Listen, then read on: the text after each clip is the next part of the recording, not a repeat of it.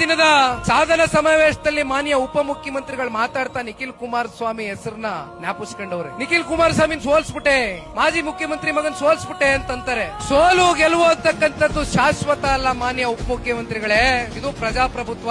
ಪ್ರಜಾಪ್ರಭುತ್ವದಲ್ಲಿ ಯಾವ ಸಂದರ್ಭದಲ್ಲಿ ಯಾರಿಗೆ ಗೆಲ್ಲಿಸಬೇಕು, ಯಾರನ್ನ ಮನೆಯಲ್ಲಿ ಕೂರಿಸಬೇಕು, ಯಾರ ಮೂಲಕ ಈ ರಾಜ್ಯ ಕಟ್ಟಿಸಬೇಕು, ಯಾರನ್ನ ತಿರಸ್ಕಾರ ಮಾಡಿ ಮನೆಗೆ ಕಳಿಸಬೇಕು ಅಂತ 2028ಕ್ಕೆ ಕನ್ನಡ ನಾಡಿನ 7.5 ಕೋಟಿ ಕನ್ನಡ ದಿನದ ಸಾಧನಾ ಸಮಾವೇಶದಲ್ಲಿ ಮಾನ್ಯ ಉಪಮುಖ್ಯಮಂತ್ರಿಗಳು ಮಾತಾಡ್ತಾ ನಿಖಿಲ್ ಕುಮಾರಸ್ವಾಮಿ ಹೆಸರನ್ನ ಜ್ಞಾಪಿಸ್ಕೊಂಡವ್ರೆ. ನಿಖಿಲ್ ಕುಮಾರಸ್ವಾಮಿ ಸೋಲ್ಸ್ಬಿಟ್ಟೆ, ಮಾಜಿ ಮುಖ್ಯಮಂತ್ರಿ ಮಗನ್ ಸೋಲ್ಸ್ಬಿಟ್ಟೆ ಅಂತಾರೆ. ಸೋಲು ಗೆಲುವು ಅಂತಕ್ಕಂಥದ್ದು ಶಾಶ್ವತ ಅಲ್ಲ ಮಾನ್ಯ ಉಪಮುಖ್ಯಮಂತ್ರಿಗಳೇ, ಇದು ಪ್ರಜಾಪ್ರಭುತ್ವ.